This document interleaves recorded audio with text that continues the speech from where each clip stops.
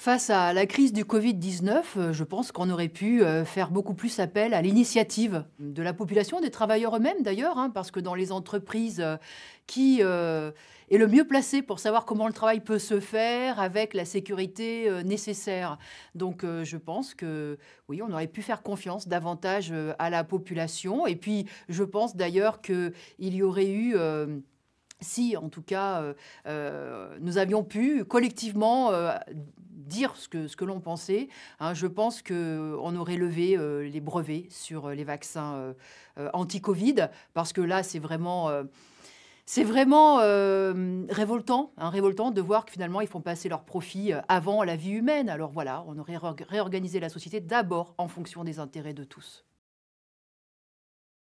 Je n'imagine pas arriver au pouvoir en dehors d'une mobilisation de masse, mais si je suis portée au pouvoir, oui, j'aimerais qu'on se souvienne de moi pour avoir aboli le secret des affaires. Pour moi, c'est quelque chose de très important parce qu'on nous balade en permanence en nous expliquant qu'il n'y a pas d'argent, qu'on ne peut rien faire, qu'il faut se résigner au bas salaire, à ce chômage de masse, au fait qu'il manque de l'argent pour les hôpitaux publics, qu'il manque de l'argent pour l'éducation. En réalité, ça dégouline à un pôle. Les grands actionnaires ont de l'argent par-dessus la tête. Donc voilà, qu'on puisse regarder les comptabilités des grandes entreprises, qu'on puisse regarder ce qu'il y a véritablement dans les caisses ou par toutes les richesses que l'on produit. Alors voilà, moi j'aimerais qu'on se souvienne de moi comme celle qui a fait l'abolition de ce secret et qui a permis à la population de savoir véritablement ce qu'il en est de l'argent dans cette société.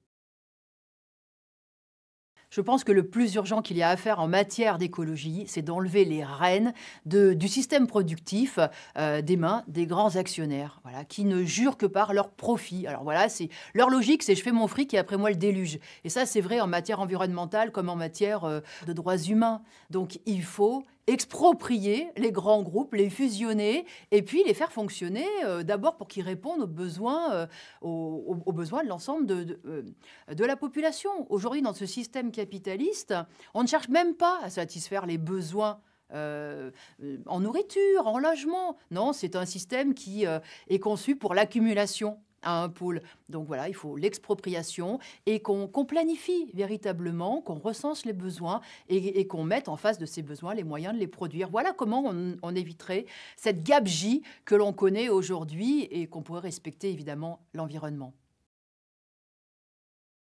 Oui, bien sûr, j'augmenterai les enseignants, mais pas que les enseignants. Je pense qu'aujourd'hui, les salaires sont trop bas et puis avec l'inflation là qui flambe et puis qui en fait, est en train de s'installer, qui touche absolument tous les produits, il faut augmenter tous les salaires et ce ne sont pas des miettes qu'il faut, ce sont des véritables augmentations de salaire de 300, de 400, de 500 €. Moi, je pense que le SMIC à 1 270 € net, mais c'est indigne et après on est surpris qu'il y ait des travailleurs pauvres qui soient dans l'incapacité de se loger, de se nourrir, qui soient obligés d'aller au secours populaire. Enfin, voilà, tout ça, il faut changer cela. Hein, c'est révoltant, donc il faut augmenter les salaires. Bien sûr, il faut prendre sur les profits. Il faut prendre sur les profits pour augmenter ces salaires. Mais il faut en fait réorganiser toute la société pour qu'elle réponde d'abord et avant tout aux besoins de ceux qui la font tourner, qui la font fonctionner, c'est-à-dire aux travailleuses et aux travailleurs. Alors moi, j'ai fait le calcul. Je pense qu'il faut un minimum de 2 000 € net. 2 000 € net pour pas être dans l'angoisse permanente de ne pas y arriver, voilà, de se retrouver en carafe parce que sa voiture est tombée en panne ou alors parce qu'on est malade et qu'on est en arrêt, et bien pas de se retrouver à devoir compter chaque sou. Et puis bon, 2 000 €, c'est un minimum aussi, je pense, pour pouvoir partir en vacances. Et je pense que les vacances, ça doit pas être un privilège voilà, de ceux qui ont de quoi vivre. Donc pour moi, c'est 2 000 € net. Et encore une fois, je pense que ça, c'est tout à fait possible, à condition qu'on aille voir justement l'argent qu'il y a véritablement dans cette société. Il faut aller prendre l'argent là où il est. Donc, il faut regarder là où il est justement. Et comment on peut le faire? Eh bien, en imposant la transparence sur les comptabilités, et d'abord les comptabilités des grands groupes, de ces multinationales, de ces grands groupes du CAC 40 qui font des profits, en veux-tu, en voilà. Donc pour moi, l'augmentation des salaires et le contrôle des comptabilités, ça va de pair. C'est vrai que le chômage, c'est un fléau encore aussi pour les jeunes et c'est un fléau, oui, pour les seniors. Alors, moi, je suis révoltée d'entendre Emmanuel Macron se féliciter parce qu'il a fait reculer le chômage. Parce que la réalité, c'est qu'il y a des millions de femmes et d'hommes qui désespèrent d'avoir un vrai emploi. Donc oui, ce combat-là, il est à mener avec résolution, mais je pense qu'il y a quelque chose de simple. Moi, je pense il serait tout à fait possible d'arriver à zéro chômeur. Zéro chômeur, oui, et zéro chômeur, on peut l'obtenir en répartissant le travail qui existe. Aujourd'hui, ceux qui sont en emploi, ils ont du travail par-dessus la tête. On fait le travail de deux, on court dans tous les sens, parce qu'il y a eu des suppressions d'emplois, parce que celui qui est parti à la retraite n'a jamais été remplacé. Enfin bon, c'est des cadences, des horaires de travail qui sont délirants. Donc il faut qu'on les baisse, et il faut qu'on crée des emplois, qu'on répartisse le travail. Et quand on voit les bras qui manquent dans les hôpitaux, dans les EHPAD, dans l'éducation, il y a de quoi en créer. Donc moi, ma philosophie, elle est simple. Il faut prendre l'argent là où il est pour répartir le travail entre tous. Il faut travailler moins et travailler tous.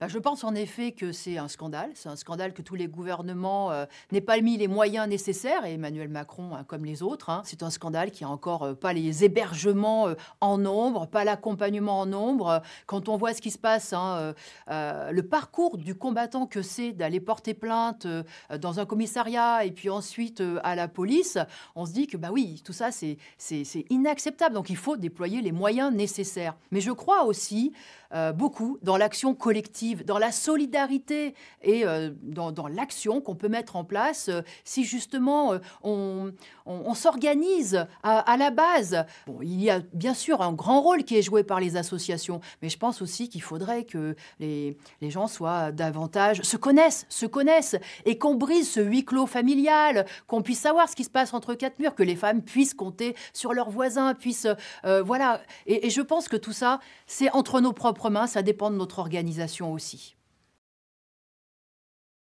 Oui, je pense qu'il faut aller plus loin. Je pense qu'il faut aller plus loin que la loi Leonetti et autoriser le suicide assisté, l'euthanasie, mais alors avec des garde-fous.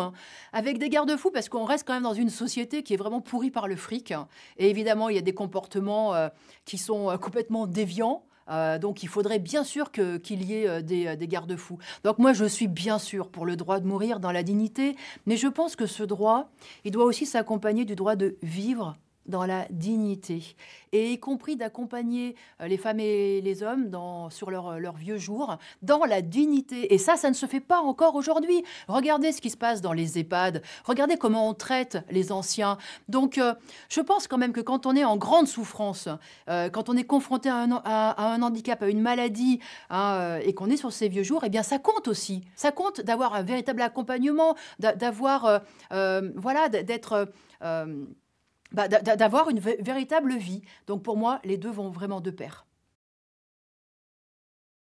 Alors Antoine, j'ai envie de dire qu'il ne faut pas confondre la politique politicienne et les partis de politiciens carriéristes qui vont d'ailleurs à la soupe dès qu'il y a une élection qui approche, qui changent même d'écurie parfois, avec la politique que nous les hommes et les femmes des classes populaires doivent faire. Cette politique-là, c'est la politique simplement de défendre ses intérêts dans cette société, défendre ses conditions d'existence, son salaire, son droit à vivre, et faire de la politique par en bas. C'est à nous de prendre les choses en main. Moi, je pense que quand on fait grève sur les salaires, quand on s'organise pour essayer d'avoir des meilleures conditions de travail, c'est de la politique.